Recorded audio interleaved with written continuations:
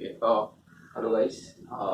Today we are going to start with our next chapter, and it's chapter number 4. And the name of the chapter is Molecular Basis of Inheritance. Okay, so we had completed the previous chapter, which was Inheritance and Variation.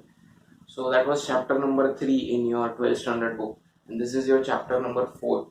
Now I'm starting with this chapter because it is more or less related to the previous chapter we had done. Okay, so बहुत सारे concepts which we learned in that chapter, they are going to be used over here. Now this is also a huge chapter. Okay, it is divided into parts. The first part of the chapter is mainly based upon DNA. Okay, so what is DNA? We have already studied about the structure of DNA, right? Watson and Crick structure, that was in 11. So most of those parts have been covered. mRNA, rRNA. Okay, so RNA structure is not there, DNA is there. Then the next part of the chapter, it basically deals with protein synthesis, how proteins are formed. So you are going to learn about transcription, translation, all those processes. And the third part of the chapter deals with a branch of science or branch of biology called as genomics. Okay, the study of genome. So together, most of these concepts are all included in a single chapter. So that is why it is a huge chapter. In the previous syllabus, वो जो genomics का part था उसके ऊपर अलग chapter था. Okay, but now they have combined both the chapters together and they have made one huge chapter. They are following your CBSE pattern. Okay, so let us start with the chapter. The name is Molecular Basis of Inheritance. Now, the first part of this chapter is going to deal with DNA. Now everybody knows what is DNA, right? DNA stands for deoxyribonucleic acid. Okay. Now we know what is the function of DNA. DNA is the genetic material.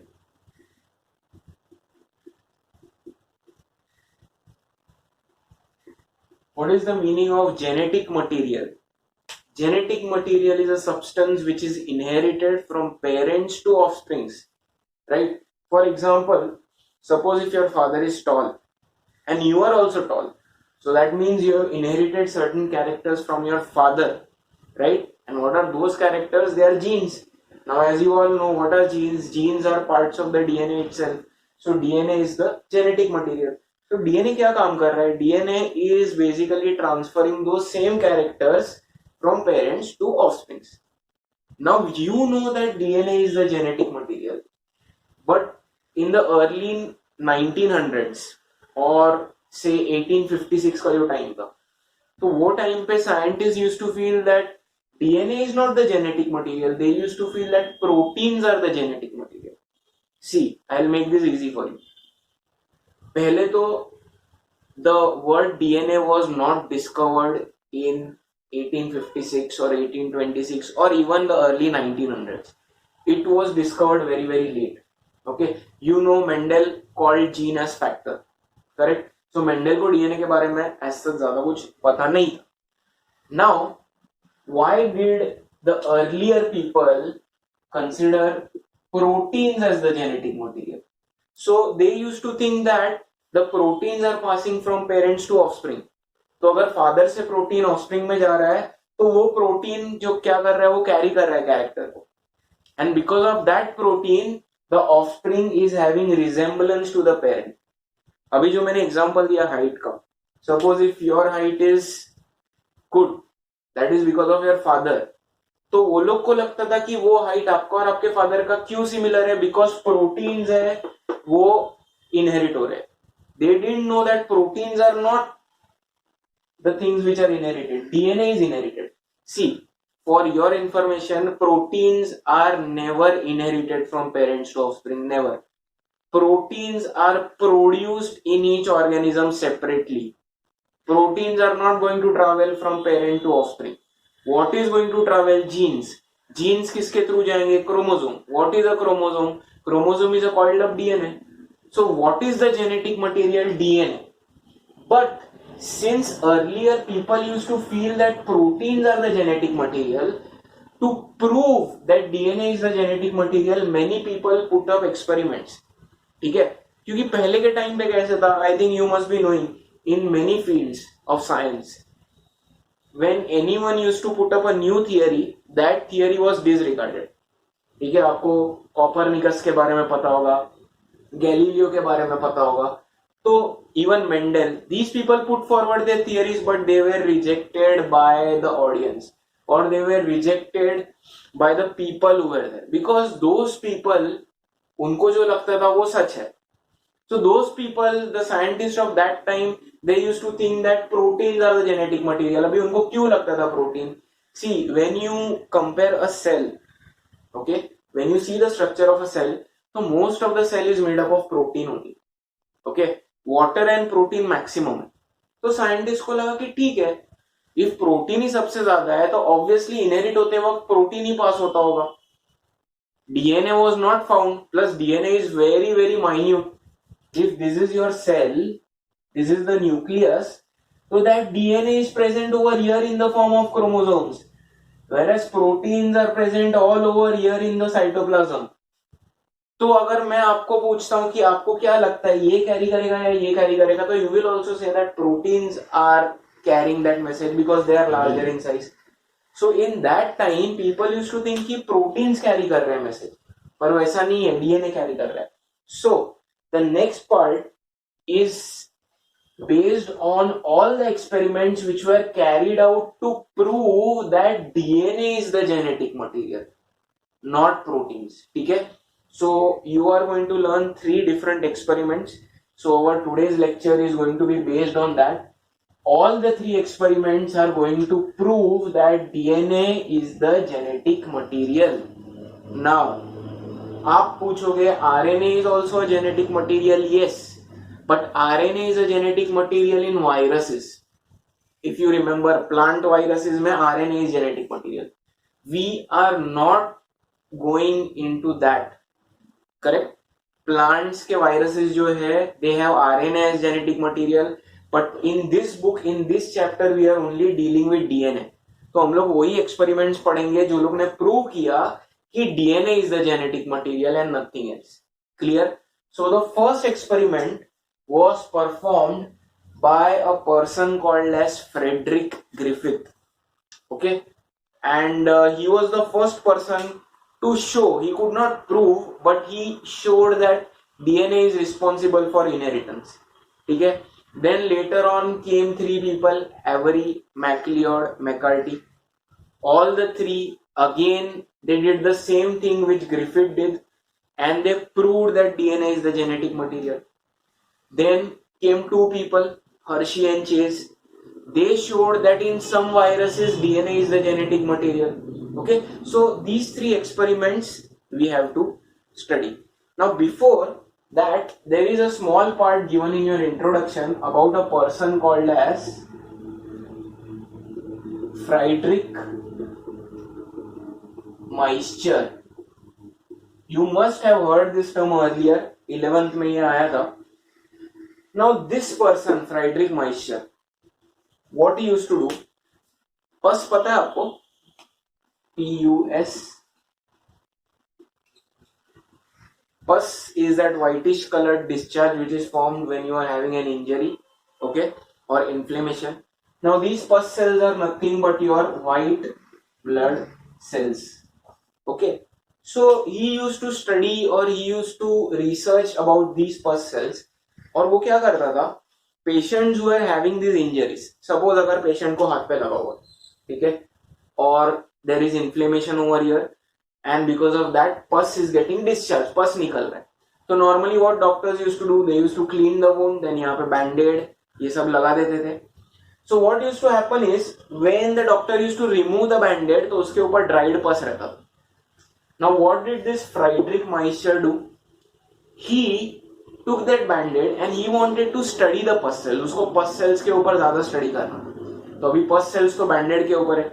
So what he used to do, he used to use a salt solution, saline solution. Saline मतलब sodium chloride in water. And he used to wash those band-aids with that salt solution. तो क्या होता था, वो pus निकल जाता था. So salt solution helps the pus to come off. Then what he did, that pus which came off, उसको उसने isolate किया, उसको अलग से निकाला, अलग apparatus में डाला. ठीक है. Now he wanted to see what were the components of the pus cells, all these white blood cells. He wanted to see कि एक white blood cell में क्या क्या चीज है. So what he did, he added an alkaline solution. What is the meaning of alkali? Alkali is a base, correct? Normally solids are called as bases. Liquids which are having pH greater than 7 are called as alkalis. So he used to take an alkali and put it in this pus cells. पस cell separate कैसे किया समझा, saline से. बाद में उसमें add किया alkali. Alkali add करने के बाद क्या हुआ, suppose if this is your पस cell, this is the nucleus, white blood cells are nucleus, these are all the other components. So after adding alkali, what used to happen is this entire cell used to disintegrate, टूट जाता था, and ये सब components अलग अलग हो जाते थे. For example, nucleus अलग, cytoplasm अलग, all the other organelles are separated. So alkali helps in breaking down the WBC. Now what did Friedrich Miescher study? He studied this nucleus. ये न्यूक्लियस जो सेपरेट हो गया अल्कली ऐड करने के बाद, what he found was that inside this nucleus there was a certain substance which was precipitated. Precipitate मतलब समझ रहे हैं, a certain substance which is evolved, which is not soluble. और ये सब्सटेंस जो न्यूक्लियस में से प्रेसिपिटेट हुआ, he gave the name nuclein to that substance, NuClein. What was this nuclein? This nuclein was nothing but DNA. समझ रहे? So the first person to actually discover DNA was Friedrich Miescher. समझा? तभी he didn't know, he was not aware of the term DNA. DNA coin नहीं हुआ था word तब. So he used the term nuclein क्योंकि वो nucleus से मिला है. So ये clear है? See, questions are not going to be asked on this, but you should know what did. So what was Friedrich Miescher doing? He was interested in study of pus cells. Pus cells are your white blood cells. We will learn in circulatory system. So what did he do? Banded के ऊपर जो pus cells dried थे, he used a saline solution to remove those pus cells. Then what did he do? He wanted to see what were the pus cells made up of. So he added an alkaline solution. Not a very concentrated solution. Please, अगर concentrated alkali use किया तो ये सब कुछ टूट जाएगा, even nucleus टूट जाएगा. सो डाइल्यूट अल्कली सॉल्यूशन से all the component separated. Nucleus के ऊपर उसका ध्यान था, he was interested in that, and what he saw was कि न्यूक्लियस के अंदर से भी कोई तो चीज प्रेसिपिटेट हो रही है. ठीक है, normally when DNA precipitates it is whitish in colour. So वो प्रेसिपिटेट होके जो चीज निकली उसको उसने नाम दिया न्यूक्लिन. बट वो चीज क्या थी? That was nothing but DNA. Clear? So this is the history behind that. This he had done in the year 1869. Okay, so this is given in the introduction part. Then the next part given in your introduction part is about how people used to think कि proteins है वो genetic material है. ठीक है, so earlier up to approximately 1928 तक people used to believe that proteins are responsible for inheritance, not DNA. ठीक है, why? I told you the reason earlier, because they are larger in size. Protein ज्यादा रहते हैं cell में, DNA तो बहुत छोटे छोटे रहते हैं. क्लियर है ये? So they thought that proteins are responsible for genetic inheritance, whereas we know that DNA is responsible for inheritance. Okay, genes are responsible. Now let us start with the experiments which proved that DNA is the genetic material. The first experiment is going to be the experiment of Griffith. So it is called as Griffith's experiment. So let us start. We have to study 3 experiments.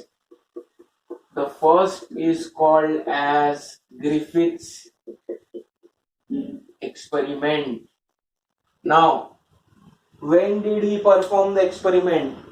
1928. See, it is not important to remember the years, but I feel that if you remember the years, थोड़ा बहुत आगे पीछे भी हुआ तो चलेगा, then it helps you to remember the sequence of events. For example, when I remember that Friedrich Miescher ने 1869 में किया, तो मुझे पता है कि वो ग्रिफिथ के पहले हुआ. सिमिलरली नेक्स्ट एक्सपेरिमेंट जो होने वाला है वो 1944 में, तो मुझे पता है, क्रोनोलॉजी आई नो, ठीक है, and that is very very important in biology. You don't want to write that Griffith did the experiment before moisture. समझ रहे हो? तो थोड़ा बहुत आप आगे पीछे हो सकते हो, बट नॉर्मली मुझे डेट्स याद रखना, I would prefer that.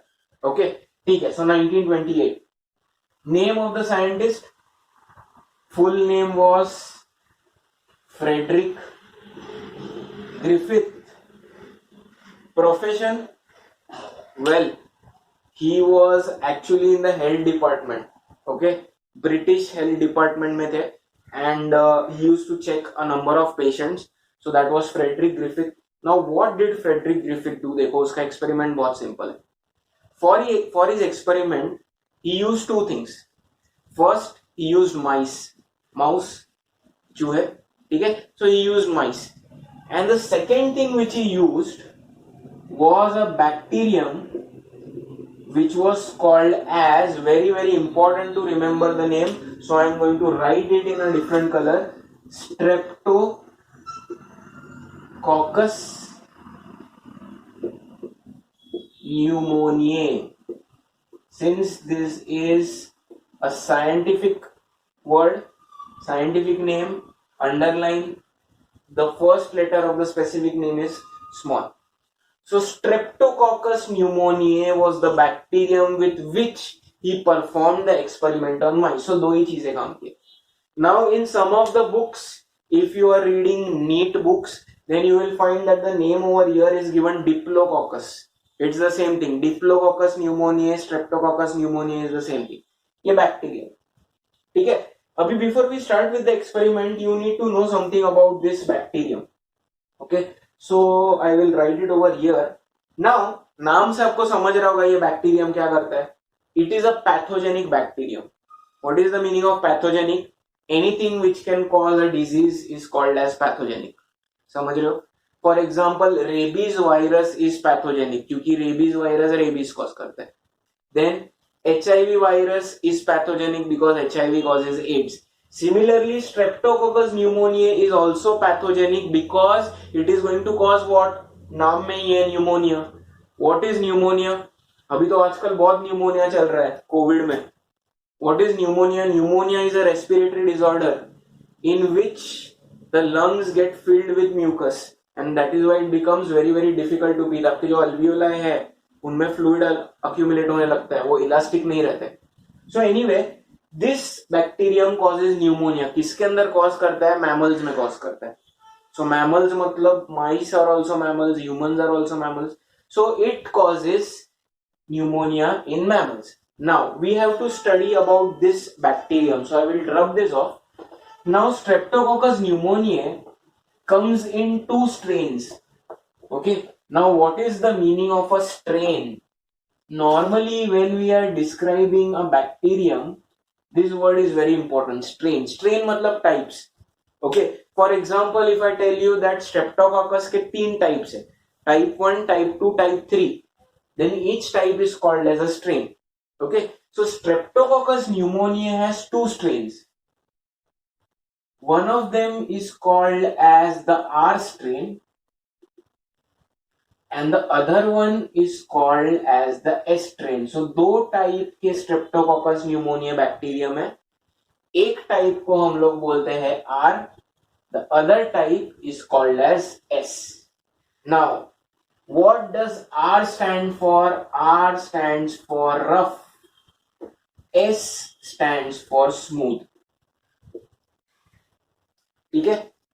Now we have all studied the structure of a bacterium. ठीक है. We have studied the structure of a prokaryotic cell. So if you remember, the cells are somewhat like this. Then there will be a flagellum, then there will be pili, everything. And do you remember something which is called as capsule? So capsule is something which covers the bacterium. Now the strains of Streptococcus pneumoniae which are having a capsule are called as the smooth strain. ये आपको याद है? ये जो capsule रहता है, ठीक है, this is very very smooth. Okay, slippery रहता है. सो स्ट्रेप्टोकोकस न्यूमोनिया जिनके अंदर ये कैप्सूल प्रेजेंट है, उनको हम लोग बोलते हैं स्मूथ के स्ट्रेन. smooth वाले type.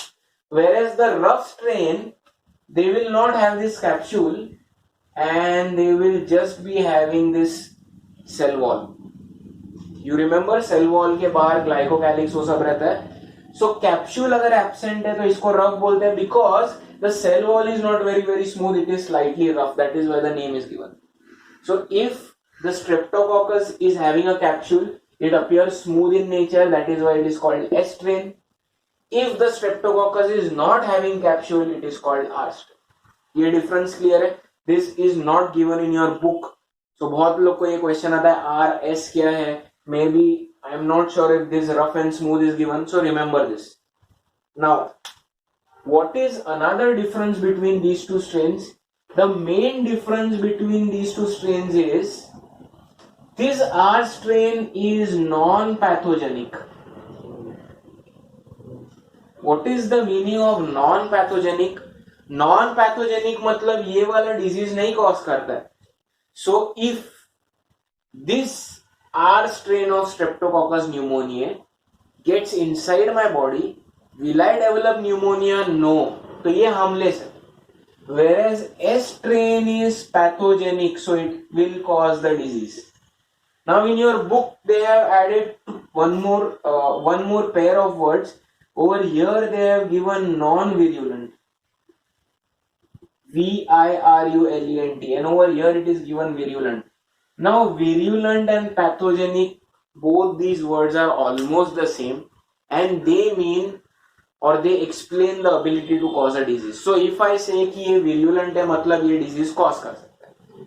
Normally कितना severe disease cause करेगा वो word describe करने के लिए हम लोग virulent use करते हैं. फॉर एग्जाम्पल अगर फीवर कोई पर्सन को 104 है तो हम लोग बोलेंगे बहुत ज्यादा विरुलेंट फीवर है. अगर फीवर 100 है तो we will say less virulent. So कितना डिग्री ऑफ डिजीज हो रहा है उसके लिए वर्ड है virulent. But both these words are same. Ability to cause the disease is called as pathogenicity और विरुलेंस. तो ये वाला डिजीज कॉज नहीं कर रहा है, ये वाला कॉज कर रहा है. ये वाला रफ है बिकॉज कैप्सूल इज एब्सेंट, ये वाला स्मूथ है because capsule is present. Is this clear? Are the differences clear? ठीक है. So I will write down the last part over here. Capsule absent and over here capsule present. Is this clear? So I hope you have understood everything related to Streptococcus pneumoniae. Please remember spelling mistake मत करना while writing the scientific name. Follow the rules. There are two types, two strains, rough, smooth.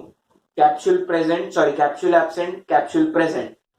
Causes disease, does not cause disease, causes disease. If this does not cause disease, so it is non-pathogenic, non-virulent. अगर ये cause कर रहा है तो ये virulent है, ये pathogenic. Clear है ये? Simple दोनों type है.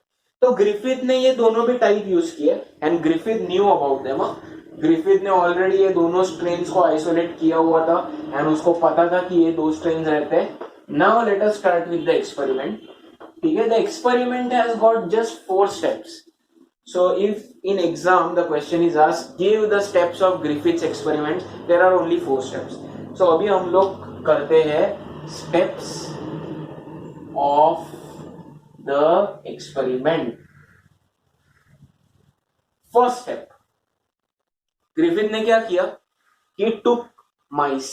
ठीक है. कितने माइस? सपोज 10 माइस. ठीक है. एक केज लिया, केज के अंदर 10 माइस रखे.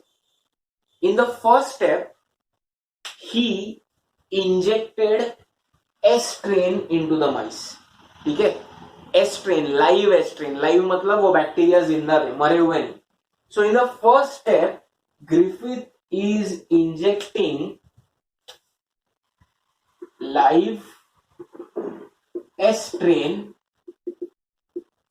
into the mice. वो जितने भी चूहे थे, 10 चूहे थे, उनके सबके अंदर उसने S strain का इंजेक्शन डाल दिया, मार दिया. So what would happen after a few days? S strain pathogenic है, virulent है, so it will cause pneumonia. माइस के अंदर न्यूमोनिया हो जाएगा. Without medicines they will die. See, pneumonia, if you don't take medicines you will die because of breathlessness. Your body will not, but oxygen, simple है. सो इनके अंदर जब एस्ट्रेन माइस में inject किया तो क्या रिजल्ट मिला उसको?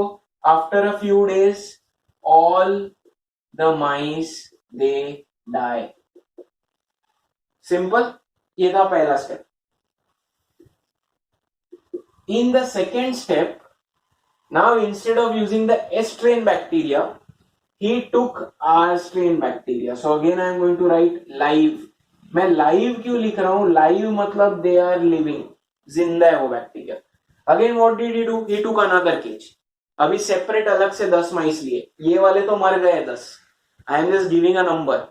So he took another group of mice. उनको केज में रखा, हर एक के अंदर क्या इंजेक्ट किया? लाइव R strain इंजेक्ट किया. Now what would happen? Can you tell me? Will the mice die or they will live? Obviously they will live. Why? Because R strain does not cause any disease. Correct? So all the mice, they survived or they lived because R strain is non-pathogenic. Now let us come to the third stage. यहाँ पे ध्यान दो अभी. So ये दोनों तो step simple है. S strain माला, माइस में न्यूमोनिया हो गया, मर गए. आर स्ट्रेन मारा, माइस में कुछ नहीं हुआ, जिंदा है.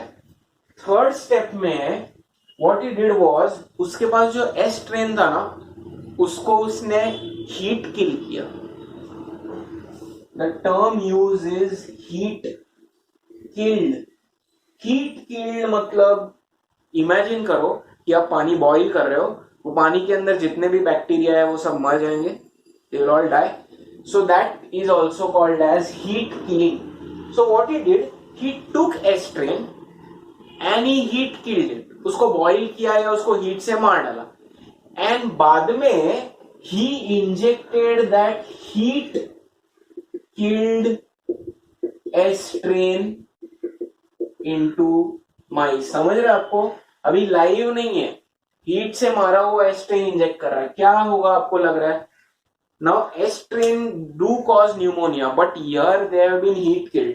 So वो मरे हुए बैक्टीरियम कॉज कर सकते हैं क्या डिजीज? नहीं कर सकते. So what will happen to the mice? All will survive. So ये clear है? Simple, very very simple. For example, the name of the bacterium, typhoid करके एक डिजीज है. Name of the bacterium is Salmonella typhi. Okay, and this bacterium normally spreads through food, water contaminated. तो suppose अगर आपके पानी में Salmonella typhi है और आप वो बॉईल करते हो तो वो टाइफी तो मर जाएगा, और वही पानी आप पीते हो तो आपको टाइफाइड होगा क्या? नहीं होगा. Why? Because it is heat killed. Same over here. Last step of Griffith's experiment is, now he introduced a mixture. अभी देखो यहां पे ध्यान दो. हीट, एक काम करता हूं, हीट को मैं डेल्टा से रिप्रेजेंट करता हूं, ये जो सिंबल है वो. ठीक है. So heat killed S strain use किया उसने, प्लस उसने यूज किया live R strain. So now he has heat killed S strain, उसको अलग से लिया, उसके बाद लाइव आर स्ट्रेन है उसको अलग से लिया, दोनों को मिक्स किया और वो इंजेक्शन उसने दिया माइस के अंदर. Okay. What will happen when this combination is injected in mice? Very very simple. R strain तो डिजीज कॉज करना नहीं है, हीट किल्ड S strain है, उसमें तो बैक्टीरिया मर गए, तो all the mice will survive. Correct? That is what Griffith also expected. So उसको लगा कि इसका रिजल्ट भी आएगा, all will survive, but that is not what had happened. All the mice, they died. सब के सब मर गए. तो ये कैसे हुआ पता है? जैसे मेंडल ने एक्सपेक्ट किया था कि capital T small T cross किया हाइब्रिड, तो उसको लगा F2 जनरेशन में भी सब टॉल मिलेंगे, लेकिन एक ड्वार्फ मिला था. ये वैसे ही हुआ exactly. Griffith expected that individually this is not causing any problem, individually this is not causing any problem, so this plus this also there will be no problem, but there is a problem. All the mice died. क्यों आए? Heat killed S strain है, R strain है, सबके सब माइस को pneumonia हो गया और वो मर गए. स्टेप्स क्लियर है? 4 स्टेप्स. सो देखो, पहले स्टेप में I will explain why this happened. पहले स्टेप में सी यू कैन राइट, पहले स्टेप में लाइव आर स्ट्रेन और S strain, it is up to you. So पहले स्टेप में एस्ट्रेन लिया, पैथोजेनिक है, सबको न्यूमोनिया होगा, सब लोग मरे। दूसरे स्टेप में आर स्ट्रेन कुछ नहीं करता, सब वैसे के वैसे जिंदा है। थर्ड स्टेप में प्लीज रिमेंबर एस्ट्रेन को हिट किल किया। अभी आप पूछोगे आर स्ट्रेन को क्यों नहीं किया, because anyway R strain is not causing disease, why would you want to heat kill it, वैसे भी कुछ चेंज नहीं होने वाला है। So heat killed S strain, all of them survive because the bacteria are dead. Over here there is a mixture of heat killed S and live R. Please remember, this is not heat killed. This is not heat killed. वरना आप इधर लिखोगे heat killed S plus heat killed R, नहीं, अगर वो mixture हुआ तो ये रिजल्ट नहीं आएगा। So live R and heat killed S, all the mice develop pneumonia and they die. Now we have to see why this is happening. Okay, so I will rub these steps. Now look at the explanation. This process is also called as transformation. Okay, so transformation मतलब क्या हो रहा है?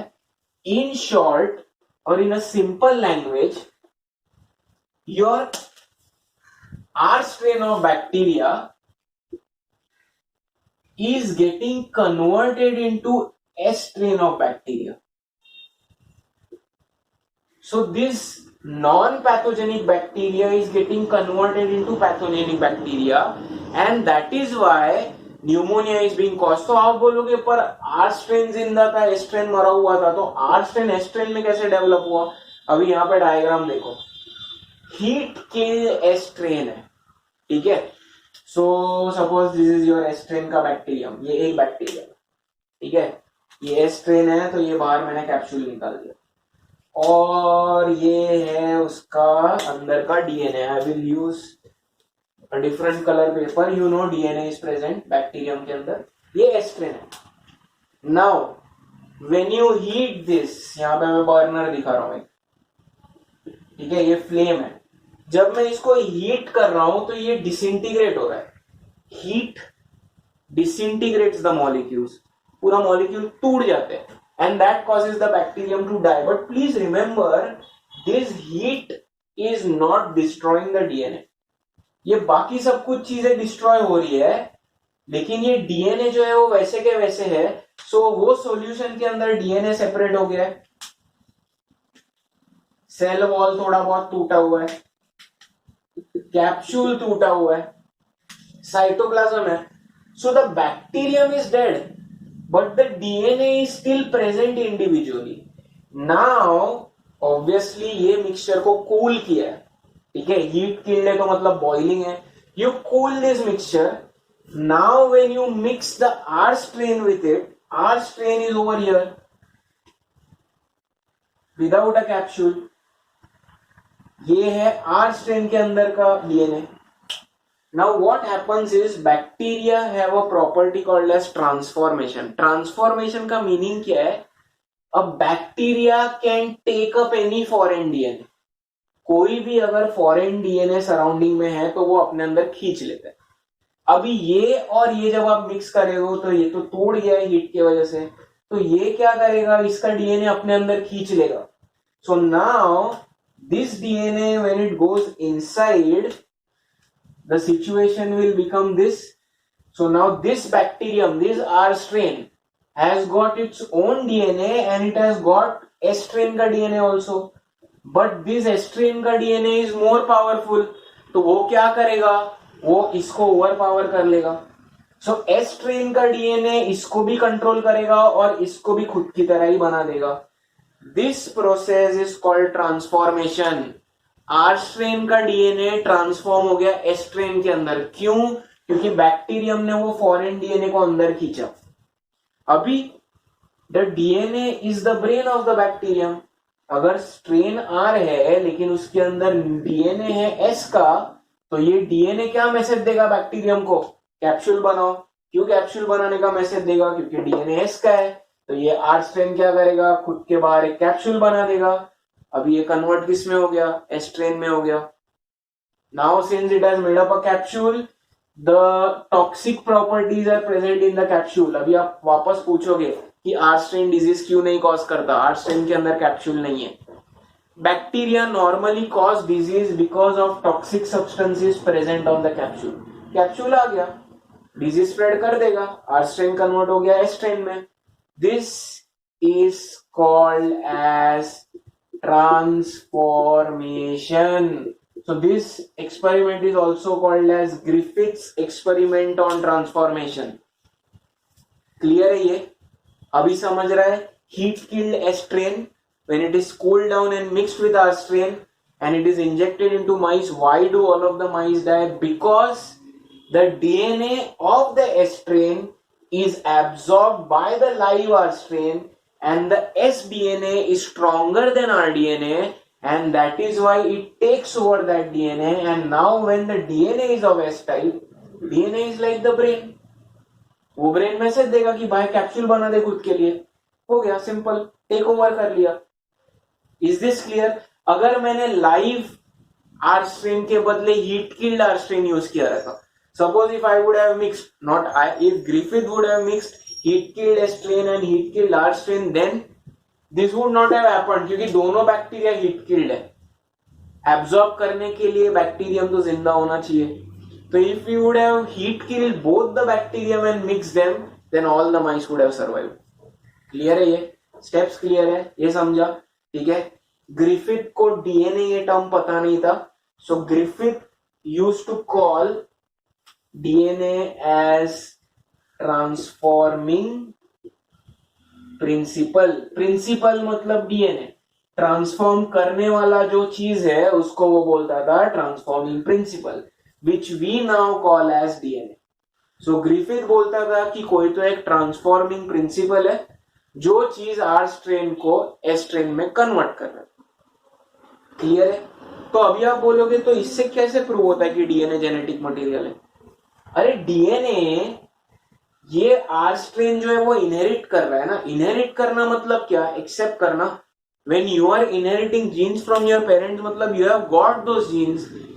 This bacterium has got this DNA, so it is inheriting. So in the case of bacteria, it is proved that DNA is the genetic material. कोई भी दूसरी चीज यहां से आई क्या? ये जो है, ये कैप्सूल ने इसको कन्वर्ट किया? नहीं. साइटोप्लाज्म ने, सेल वॉल ने कन्वर्ट किया? नहीं. किसने कन्वर्ट किया? किसने ट्रांसफॉर्म किया? डीएनए.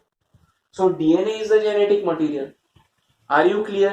समझ रहे हैं? So that is the first experiment. It is also called as Griffith's experiment on transformation. ये पूरे फिनोमिना को बोलते हैं ट्रांसफॉर्मेशन. और डीएनए के लिए वर्ड उसने यूज किया था ट्रांसफॉर्मिंग प्रिंसिपल. ठीक है? Now whatever I teach, you have to read it from the textbook. Okay? Textbook में it will not be explained as lucidly or as openly as I am doing it right now.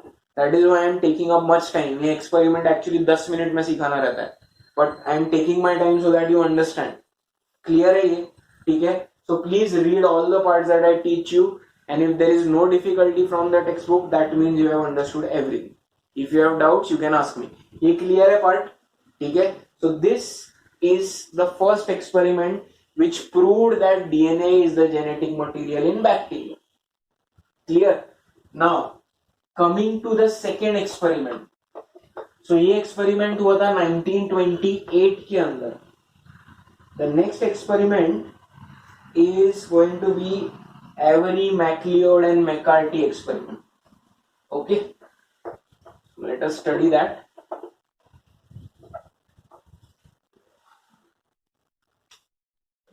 So three people,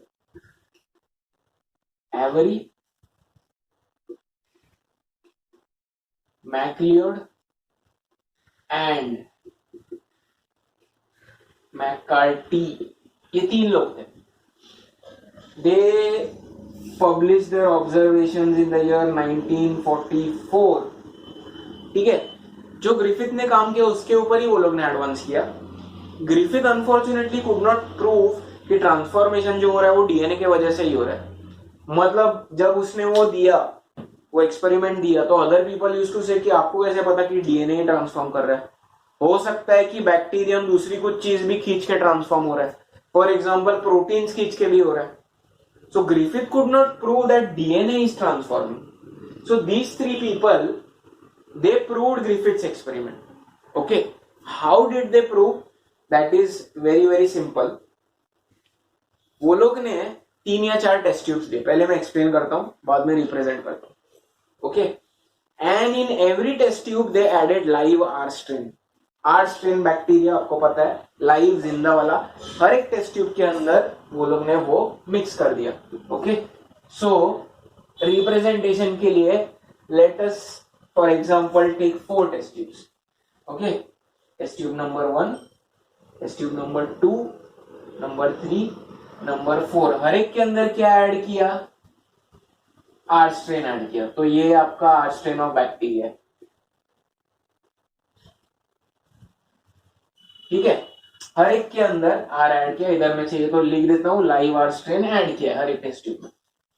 now what did they want to prove, they wanted to prove the transformation जो हो रहा है वो DNA के वजह से ही हो रहा है। बैक्टीरियम जब डीएनए एब्जॉर्ब कर रहा है तभी ट्रांसफॉर्म हो रहा है, दूसरा कुछ एब्जॉर्ब करके नहीं हो रहा है। तो वो लोग ने क्या किया, एस स्ट्रेन जो है उसको हीट किल किया, ठीक है। हीट किल करने के बाद सब पार्ट्स सेपरेट हो जाते हैं, न्यूक्लियस अलग हो जाता है, साइटोप्लाज्म अलग हो जाता है, सेल वॉल अलग हो जाता है, वो तो आपको पता है।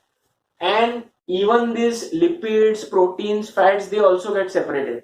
सो what did Avery, MacLeod and McCarty do, they took individual components and they added it to each of these mixture. For example, यहां पे लिखता हूं हीट किल्ड एस्ट्रेन है, ये हीट किल्ड एस्ट्रेन, हीट किल करने के बाद क्या क्या सेपरेट हो रहा है उसमें से, डीएनए सेपरेट हो रहा है, लिपिड सेपरेट हो रहे हैं, proteins are getting separated, fats are getting separated. So what did Avery, MacLeod, McCarthy do? All these separated things after heat killing a strain, they took these individual things and added. So suppose इसके अंदर वो लोग ने add किया lipid, सिर्फ lipid, इसके अंदर add किया प्रोटीन, इसके अंदर ऐड किया फैट्स और इसके अंदर ऐड किया डीएनए.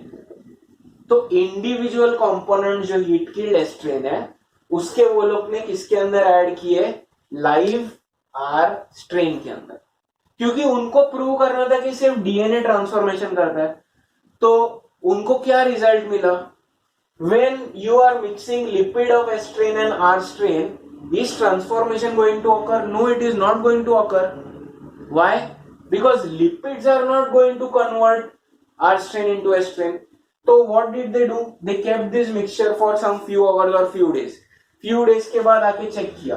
चेक करने के बाद उन्होंने जब ये देखा तो उनको मिला कि इसके अंदर आर स्ट्रेन ही है, मतलब पहले भी आर स्ट्रेन था, अभी भी आर स्ट्रेन है, ट्रांसफॉर्मेशन हुआ है नहीं. So there was no transformation over here. Similarly, when they came and checked this mixture, does protein cause transformation? No. So after a few days when they came and checked, तो वो R strain अभी भी R strain ही था, transformation हुआ नहीं हुआ. So do proteins cause transformation? No. बाद में आया फैट्स चेक किया, fats and R strain, they check the mixture after 3 days. देखो ट्रांसफॉर्मेशन हुआ है वो प्रूव कैसे होगा, पहले जो आर स्ट्रेन था वो अभी कन्वर्ट हो गया एस्ट्रेन में. Over here R strain will remain R strain, so again no transformation. So in these 3 cases transformation is not happening. But when you see this last mixture, they have taken the DNA of heat killed estrine and they are mixing it with R strain.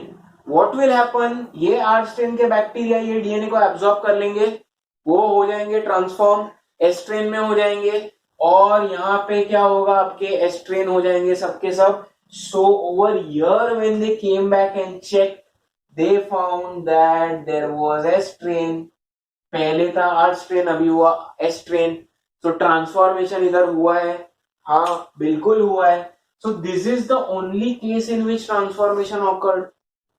So they proved that DNA is responsible for transformation, not any other material. अभी मैंने यहाँ पे 4 tubes बनाए, वो लोग ने और भी ट्यूब्स बनाए होंगे, वो लोग ने एंजाइम, जितने भी सेल के कंपोनेंट्स है जो सेपरेट हुए हीट किलिंग से, वो सबको वो लोग ने अलग अलग टेस्ट ट्यूब में डाला, लेकिन उनको रिजल्ट सिर्फ एक ही टेस्ट ट्यूब में मिला. जहां पे एस्ट्रेन का डीएनए ऐड किया था वहां पे ही ट्रांसफॉर्मेशन हुआ, एंड वहां पे ही ट्रांसफॉर्मेशन हुआ. सो वो प्रूव हो गया कि कन्वर्ट या इनहेरिट या एब्जॉर्ब करने वाली चीज एक ही है, वो है डीएनए। ये जब चीजें एब्जॉर्ब नहीं हो रही है, आर स्ट्रेन जो है वो एस स्ट्रेन का लिपिड प्रोटीन फैट एब्जॉर्ब नहीं कर रहा है, सिर्फ डीएनए कर रहा है। इनहेरिट क्या कर रहा है, सिर्फ डीएनए, ये चीजें नहीं कर रहा है। आप समझ रहे हो? Is this clear? Now they did a confirmatory test also. You must have done CT, confirmatory test chemistry में, कंफर्म करने के लिए कि ये रिजल्ट बराबर है। अभी वो लोग ने क्या किया, मैं ये बाकी के ट्यूब्स रब कर देता हूं।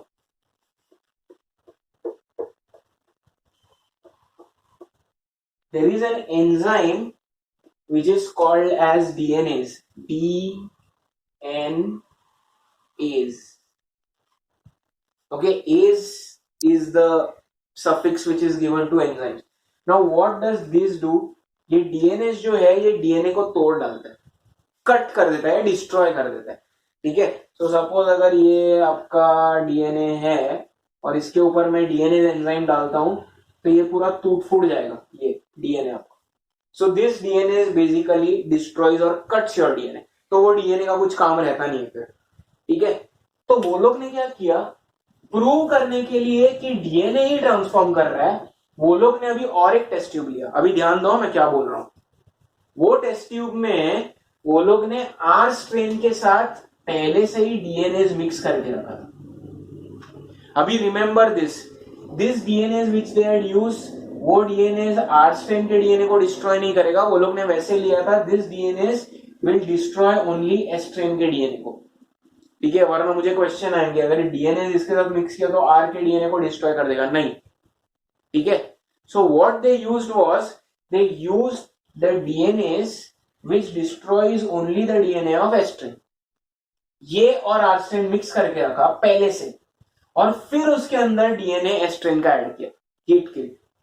अभी क्या हुआ, जैसे ये इसमें मिक्स हुआ तो before the bacterium could absorb that S strain DNA, this DNA destroyed this. समझ रहे हैं, ये जल्दी काम करता है।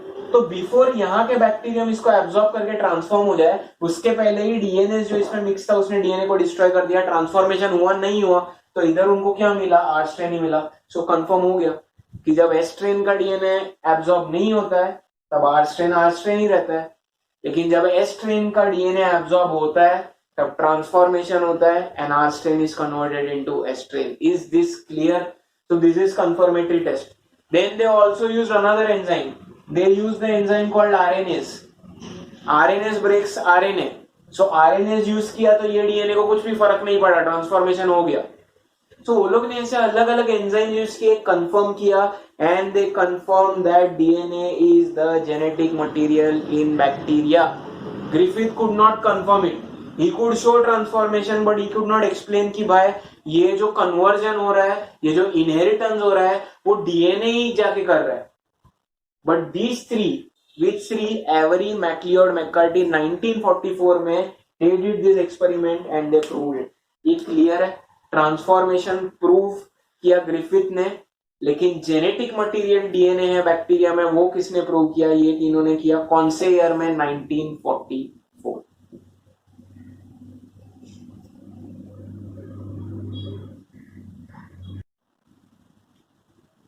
ठीक है, so we have finished with 2 experiments.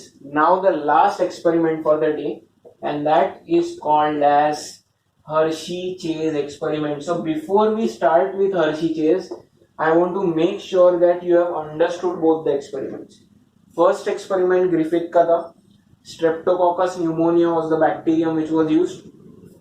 2 strains, R strain, S strain. R is rough, does not have capsule. S is smooth, has a capsule. Capsule is responsible for disease causing. So S is pathogenic virulent, R is non-pathogenic non-virulent. Now 4 steps. He conducted the experiment on humans. नहीं, क्यों humans पे नहीं किया? अरे लोग मरेंगे इसके लिए, माइस के ऊपर किया। ठीक है, so first step was what? He took S strain or R strain, whatever you want to write, live. So he took live S strain, injected them in mice. What happened? You have to write कि they develop pneumonia. Pneumonia अगर treat नहीं किया तो मर जाएंगे. So because of pneumonia, over a period of time, all the mice died. Second step, injected live R strain. R strain does not cause pneumonia, so all of them lived. Third step, heat killed S strain. Please write heat killed, boiled मत लिखना, जो term दिया है वही use करना है, heat killed S strain. What happened? The bacteria were dead, they did not cause pneumonia, so all the mice survived. And last and the most important step, heat killed S strain plus live R strain. Live R ने क्या किया, heat kill का DNA absorb कर लिया, खुद transform हो गया strain में. All the mice develop pneumonia, all of them died. Transformation is the phenomena. The DNA which was absorbed was called as transforming principle by Griffith. He could not prove कि DNA ही absorb होके ये हो रहा है, तो he could not prove it, but he showed transformation. 1928 में हुआ. Who proved that DNA is the genetic material जो एक बैक्टीरियम से दूसरे बैक्टीरियम में जा रहा है, इनहेरिट हो रहा है? Avery MacLeod McCarty 1944. Experiment very simple. Take different tubes, add live R strain in all of them.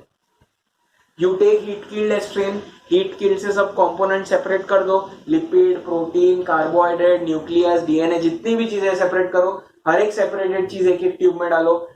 हर एक ट्यूब में आपको चेक करना है कि R strain ट्रांसफॉर्म हुआ है क्या S strain में. लिपिड से ट्रांसफॉर्मेशन नहीं, प्रोटीन से no, carbohydrate no, DNA yes, DNA converts R strain into S strain, so transformation happens. Now you have to do confirmation for that. How will you do? Before you add heat killed S strain, now take another test tube, take R strain in that live, add DNAs to it, but DNAs कौन सा वाला लेना है, जो S strain के DNA को cut करेगा, वरना आपके R strain के डीएनए को भी डैमेज कर देगा, वो आपको वो नहीं करना है. So you add DNAs plus R strain, add heat killed S strain का DNA. Now before वो absorb कर पाए उसको, DNAs उसको तोड़ देगा. तोड़ने के बाद वो DNA absorb भी किया तो उससे कुछ फर्क नहीं पड़ता है, वो DNA से destroyed है. So in that case transformation did not occur, so it was proved that DNA was the genetic material in bacteria. Was नहीं, is. Clear है? Third experiment is the last experiment for today, and that is also called as Hershey-Chase experiment. दो लोग हैं, Hershey and chase. ये लोग ने क्या prove किया, ये लोग ने प्रूव किया कि कोई कोई वायरसेस के अंदर डीएनए रहता है, जेनेटिक मटेरियल. सो देखो, in first two experiments you are proving that DNA is the genetic material in bacteria. In this third experiment you are proving that DNA is the genetic material in certain viruses. There is also an experiment which proves that RNA is the genetic material in some viruses. It is not there. People who go for higher biology studies, they will come to know. Singer and Conrad experiment करके वहां पे वो दो लोग ने prove किया था कि कोई कोई वायरसेस में RNA रहता है, जेनेटिक मटेरियल. बट यहाँ पे we are not studying about RNA. So this people they prove कि वायरस के अंदर रहता है जेनेटिक मटेरियल, डीएनए. कोई कोई, सब नहीं. ठीक है. Now again a very very simple experiment. They conducted the experiment on, पहले तो वो लोग ने लिया bacteriophage. Now I don't know how many of you remember what is a bacteriophage. Okay, so if possible you can do one thing, you can pause the video over here, you can go to your 11th standard textbook, go to chapter number 2, and in viruses read about what is bacteriophage. Okay, and the second thing which Hershey and Chase used was a bacterium called as E. coli. E. coli सबको पता है, सबसे commonly used bacterium. ये दो bacterium use किए. And third चीज क्या use की, very very important, he used two elements, radioactive elements लिए थे. फॉस्फोरस लिया था, फॉस्फोरस रेडियो एक्टिव जो यूज किया था वो था P32, and sulphur radio active था वो था S35. बस ये तीन चीजें याद रहेगी आपको, एक्सपेरिमेंट पूरा याद रहेगा. Please don't mix up the numbers. Many people write P35 S32. No, radioactive phosphorus is P32, radioactive sulfur is S35. Why do we use radioactive elements? See, अगर सपोज आपको एक एग्जांपल देता हूं, सपोज डाइजेस्टिव सिस्टम में, suppose मेरे digestive system में blockage है किधर तो कोई चीज अटक जाती है और मुझे वो नहीं पता. सपोज डॉक्टर्स को वो पता करना है, तो डॉक्टर्स क्या करेंगे, डॉक्टर एक ट्रेसर भेजेंगे. ट्रेसर मतलब anything which will go through my digestive system. I will drink a liquid. Now that liquid has got certain elements which can detect the path. मतलब वो जैसे जाएगा ना, आप वो मशीन से डिटेक्ट कर सकते हो, अरे ये जा रहा है, ये जा रहा है, ये जा रहा है, ये जा रहा है. सपोज अगर ब्लॉकेज इंटेस्टाइन में, तो इंटेस्टाइन में जाके वो अटक जाएगा, पर वो मशीन पे वो समझेगा अरे ये इधर अटक गया. सो that is because of radio activity. I am just giving an example. Inflorescence बोलते हैं उसको. So when you use this element you can actually see कि ये एलिमेंट कहां से कहां पे जा रहा है. For example if you remember, कौन सा था, Calvin cycle, C3 cycle. Radio active carbon use किया था केल्विन ने. रेडियो एक्टिव कार्बन उसने कार्बन डाइऑक्साइड से लेके ग्लूकोज तक ट्रेस किया. उससे ही उसने प्रूव किया ना कि कार्बन डाइऑक्साइड जब RuBP के साथ रिएक्ट करता है, फाइनली जाके ग्लूकोज में भी वही कार्बन है. So when you use radioactive elements, you can trace the elements. So they use P32, S35. E. coli bacteriophage. अभी bacteriophage जितने लोगों को याद नहीं है, bacteriophage is a virus which infects the bacteria. Bacteria के अंदर डिजीज कॉज करने वाले वायरस को बोलते हैं बैक्टीरियोफाज. ठीक है. Now there are many types. Lambda bacteriophage है. ठीक है. बाद में और भी टाइप्स है. You will be learning that in subsequent chapters. But please remember that this bacteriophage, the structure is very important. The structure is like this. Okay.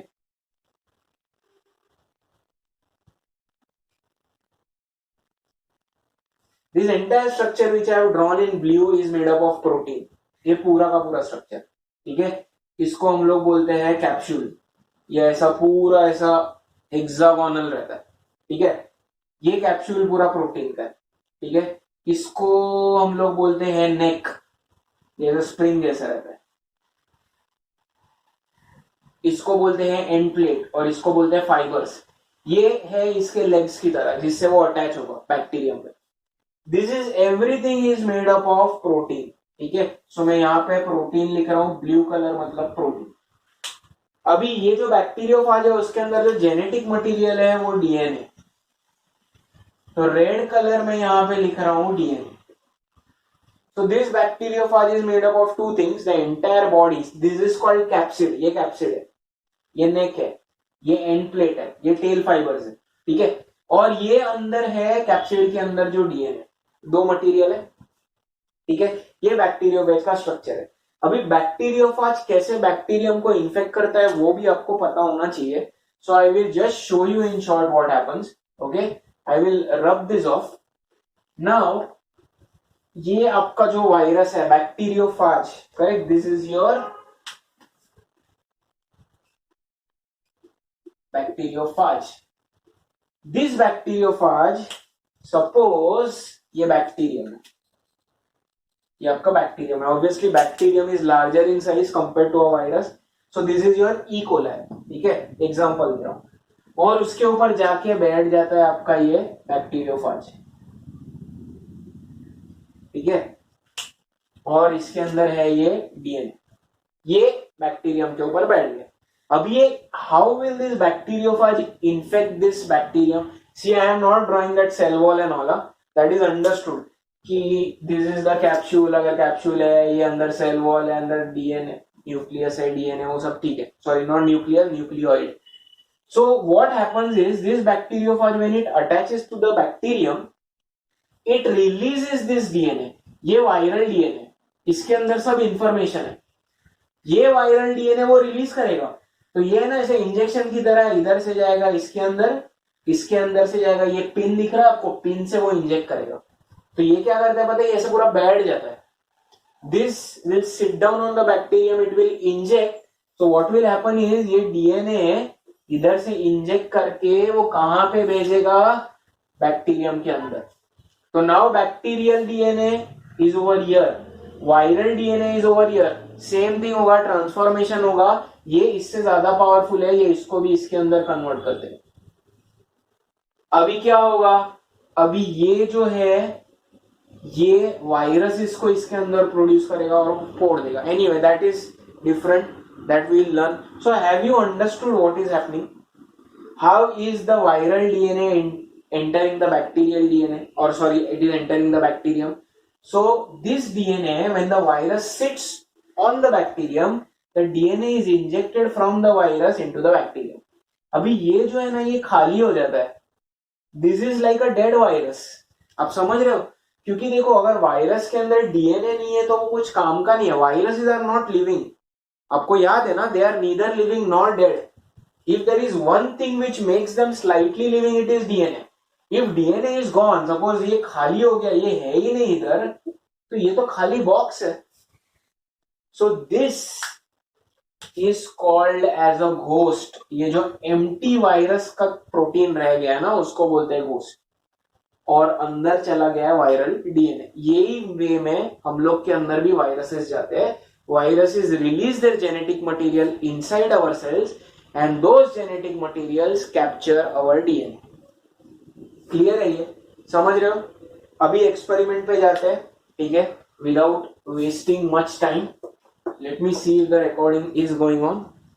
Yes, it is. Okay, now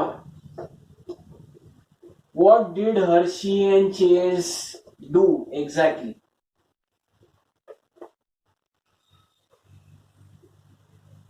पहले तो they took two vessels, लिए. In one vessel they added P32, in one vessel they added S35. So let me draw the vessels. ये vessel है, इसके अंदर वो लोग ने ऐड किया S35. दूसरा वेसल लिया, उसके अंदर वो लोग ने ऐड किया P32. So they have taken two apparatus, both of them they have added the different elements S35, P32. Now in both these vessels they are growing bacteriophage. अभी वो लोग को bacteriophage ग्रो करना है. तो एक बैक्टीरियोफाज वो लोग ने इसके अंदर ग्रो किया, एक इसके अंदर ग्रो किया, या बहुत सारे ग्रो किए, doesn't make a difference. So for the sake of simplicity, let us assume कि एक बैक्टीरियोफाज इसमें ग्रो किया, इसमें. Now when you are growing viruses growing in this medium will be different from viruses growing in this medium. Why? First of all, please remember that DNA तो आपको structure पता है, nucleotide के अंदर phosphoric acid है. Phosphoric acid के अंदर क्या है? फॉस्फोरस है. सो डीएनए के अंदर क्या है? फॉस्फोरस है. Where if you see proteins, then structure of proteins के अंदर सल्फर सबसे ज्यादा रहता है. कोई भी आप प्रोटीन अगर देखोगे तो it has got sulphur maximum. So here I am taking two elements. One of the elements is phosphorus which is present in DNA, the other is sulphur which is present in proteins. अभी देखो, आपको समझ में आ रहा है. अभी अगर इसके अंदर मैं बैक्टीरियोफाज ग्रो करता हूं, तो वो जब बैक्टीरियोफाज ग्रो होगा तब वो ये S35 को एब्जॉर्ब कर लेगा. जब मैं बैक्टीरियोफाज इसमें ग्रो करता हूं तो वो P32 को एब्जॉर्ब करेगा. बराबर है?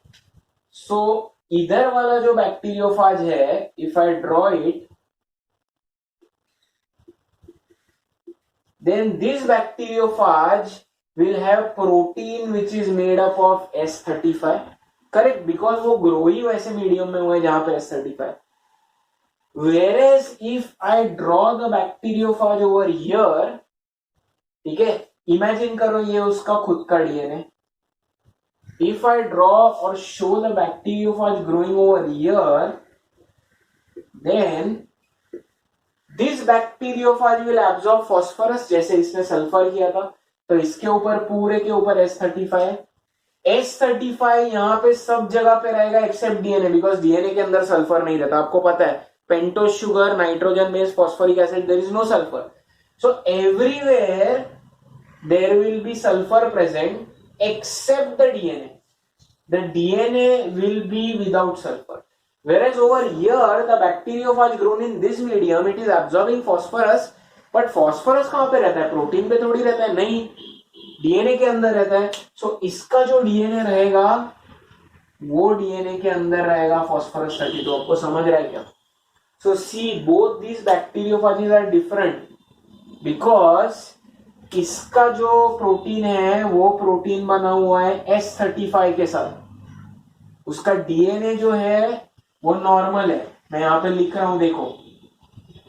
Whereas this bacteriophage which is grown in a medium containing P32, this will have phosphorus inside it, but phosphorus is only present in DNA.